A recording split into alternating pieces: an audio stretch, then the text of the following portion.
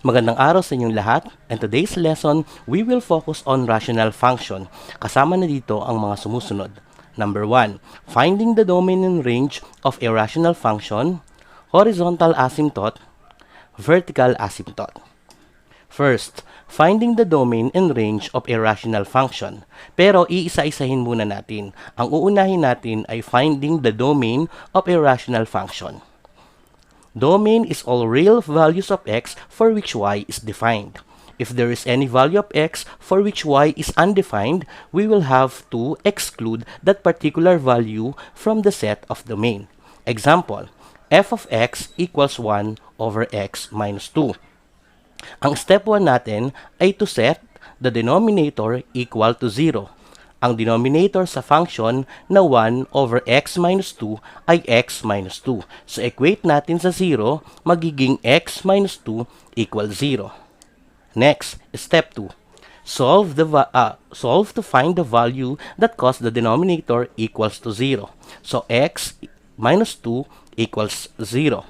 Lipat natin ng 2 sa right member ng equation, then change the operation or sign, magiging x equals 2. So, the domain is all real numbers except those in number 2. Yun ang ating step 3. So, ang answer natin ay domain equals all real numbers except 2. Or, kung sa functional notation naman, ay ganyan. X is all real number but not x equals 2. Example number 2. F of x equals 3x minus 1 over x squared plus 9x plus 14. Ganun ulit ang gagawin natin. Step 1, isa-set natin ang denominator equal to 0. So, ang denominator dito ay x squared plus 9x plus 14. Then, equals 0. Step 2, solve to find the x values that cause the denominator equals 0. Ang given expression natin ay x squared plus 9x plus 14. Ito ay quadratic trinomial.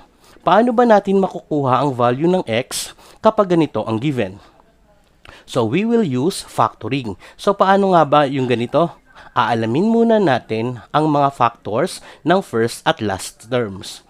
So, x squared plus 9x plus 14. Sa x squared ay x times x. At ang 14 ay 14 times 1 and 7 times 2. Paano nga natin malalaman kung alin ang gagamitin natin? Ibabase natin sa middle term. Pagsamahin natin ang mga factors. 14 plus 1 equals 15 at 7 plus 2 ay 9. So, mapapansin natin na ang middle term ay 9 at tatama siya sa 7 at 2. So, yung 7 at 2 ang gagamitin natin. So, we will have x plus 7 times x plus 2 equals 0. Then, solve for x, isa-isa. X plus 7 equals 0. So, lipat lang natin ang 7. So, magiging x equals negative 7. So, x plus 2 naman. Sa x plus 2 equals 0, x equals negative 2. Nilipat din natin at nag-change ng sign. So, the values are negative 7 and negative 2. Step 3. The domain is all real numbers except those in step 2. So, ang answer natin, domain equals all real numbers except negative 7 and negative 2. Or in functional notation, x is all real number and x is not equal to negative 7 and negative 2. Okay, next. Finding naman the range of a rational function. So, range is nothing but all real values of y for the given domain, real values of x. Example, f of x equals x over 2x minus 6. Ang step 1 natin is to find the inverse of y. Ang unang gagawin natin is to write in linear equation na y equals f of x. So, papalitan natin yung f of x, gagawin natin y. This will become y equals x over 2x minus 6. Next, swap x and y variable. X magiging y at yung y naman magiging x. Isuswap lang natin. So, magiging x equals y over 2y minus 6. Then, solve for y. Multiply natin yung x at saka dun yung 2y minus 6. I-cross multiply natin. So, we will have x times 2y minus 6 equals y. Then distribute natin yung x. X times 2y equals 2xy, and x times 6 is 6x. So 2xy minus 6x equals y. Then, pagsamahin naman natin yung y. Ilipat natin yung y at 6x. Pero, change natin yung sign ng operation. Magiging 2xy minus y equals 6x. Dun sa 2xy, ay pwede nating i-factor using common monomial factors. So, paano yun? Ganito. Dahil pareho sila na may y, so the common factor is y. Then, i-divide natin sa expression na 2xy minus y. So, 2xy over y minus y over y. And the answer is 2x minus y divided by y is 1. So, 2x minus 1. Then, para naman matira yung y, i-divide natin ang equation na kasama ng y. So, divide both by 2x minus 1. Then, cancel. So, y ay magiging 6x over 2x minus y minus 1. So, the inverse function is 6x over 2x minus 1. So, ayan na ang ating step 1. Next, step 2. Set uli natin yung denominator sa 0. Ang denominator ay 2x minus 1. Then, equate sa 0, magiging 2x minus 1 equals 0. Then, solve. So, 2x minus 1 equals 0. Ilipat natin yung 1, change the sign ng operation, magiging 2x equals 1 or change the sign. Then, divide both by 2. So, x ay magiging 1 half. So, meron na tayong value ng x which is 1 half. Step 3 na tayo. The range is all real numbers except those in step 2. So, ang answer natin, range equals all real numbers except 1 half. At ang range ang hinahanap natin, so ang gagamitin natin ay y. So, in functional notation, we have y is all real number but not equal to 1 half. Sige, isa pa. Example number 2. X of x equals 1 over x minus 2. Again, step 1 is to find the inverse of y. Write in linear equation, so we have y equals 1 over x minus 2. Then, anong susunod natin? Isa-swap natin yung x, magiging y, then yung y magiging x. So, we will have now x equals 1 over y minus 2. Then, isa-solve natin yung y. Again, ang unang gagawin natin yung cross-multiply. Mumultiply natin yung x at saka yung y minus 2. So, x, quantity y minus 2 equals 1. Then, distribute. X times y equals xy minus x times 2 is 2x. So, we will have now xy minus 2x equals 1. Then, lipat naman natin yung 2x sa kabilang equation. Then, change the sign or operation. Ang ititira kasi natin lang ay lagi yung y. So, magiging xy equals 2x plus 1. At i-divide naman natin dun sa kasama ng y. Makikita natin na ang kasama ng y ay yung x. So, i-divide natin both by x. Then, cancel. Magiging y equals 2x plus 1 over x. Or ang inverse ay 2x plus 1 over x. Okay, next, step 2 na tayo. Pag nakuha na natin yung inverse, step 2 na tayo, isa-set natin yung denominator sa 0. At mapapansin natin na ang denominator lang dito ay x. So, x equals 0. Meron na tayong value ng x. O, step 3 na tayo. The range is all real numbers except those in step 2. So, ang answer natin, range equals all real numbers except 0. Or, sa functional notation naman natin ay y is all real number but not equal to 0. Next, vertical asymptote. So, vertical asymptote are vertical lines which corresponds to the zeros of the denominator of a rational functions. So, here are the steps. Number 1, factor p of x and q of x. And number 2, set each factor in the denominator to 0 and solve for x. Example, find the vertical asymptote of the function 3x minus 1 over x plus 5. Ang step 1 natin ay to factor. So, mapapansin natin na wala nang ifa-factor sa numerator at denominator. So, pwede na tayong mag-step 2. Sa step 2, isa-set na natin ang denominator equal to 0. Then, solve. So, ang denominator dito ay x plus 5. So, equal daw natin sa 0. So, magiging x plus 5 equals 0. Then, solve. Lipat lang natin sa kabilang equation at change ang sign ng 5. So, magiging x equals negative 5. So, there is a vertical asymptote at x equals negative 5. Example number 2.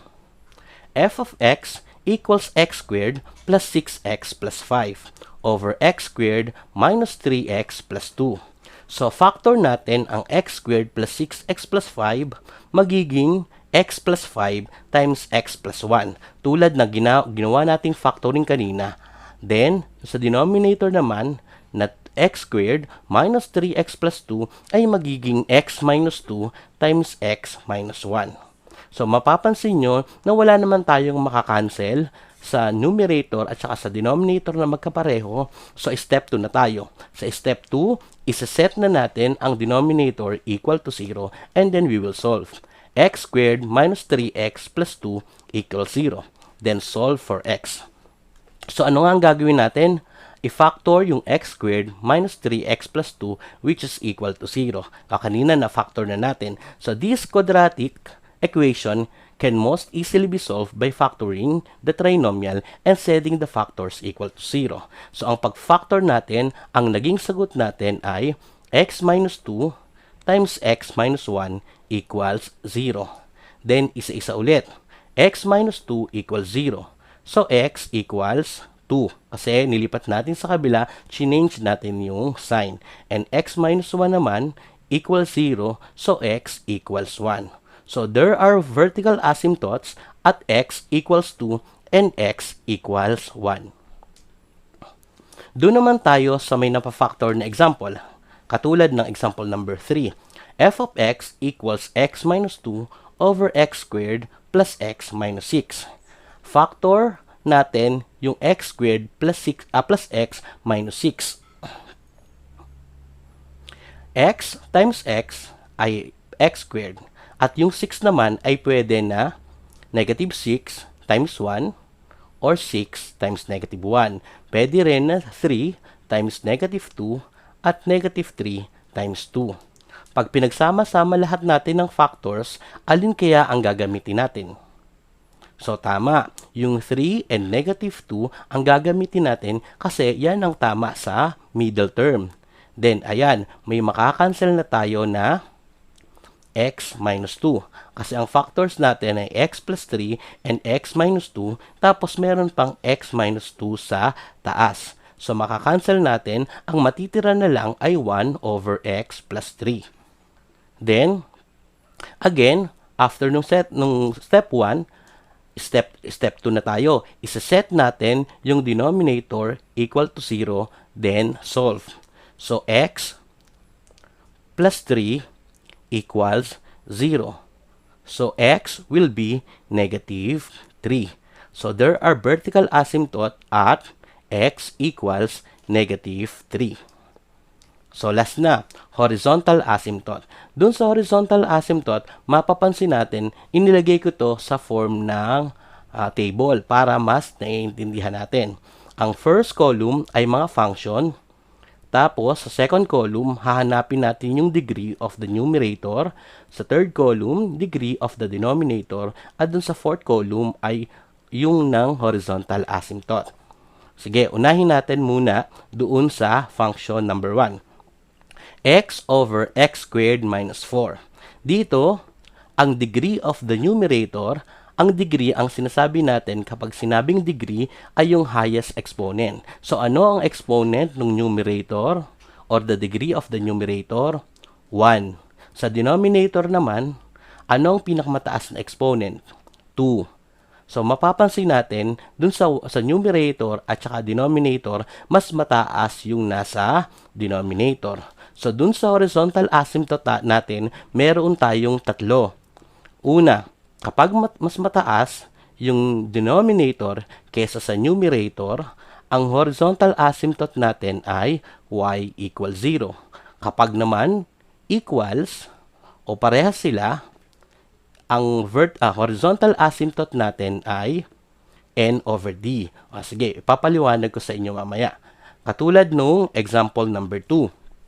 4x squared over 5x squared minus x. So, sa degree of numerator, ang numerator natin ay 4x squared. So, ang highest exponent dito ay 2.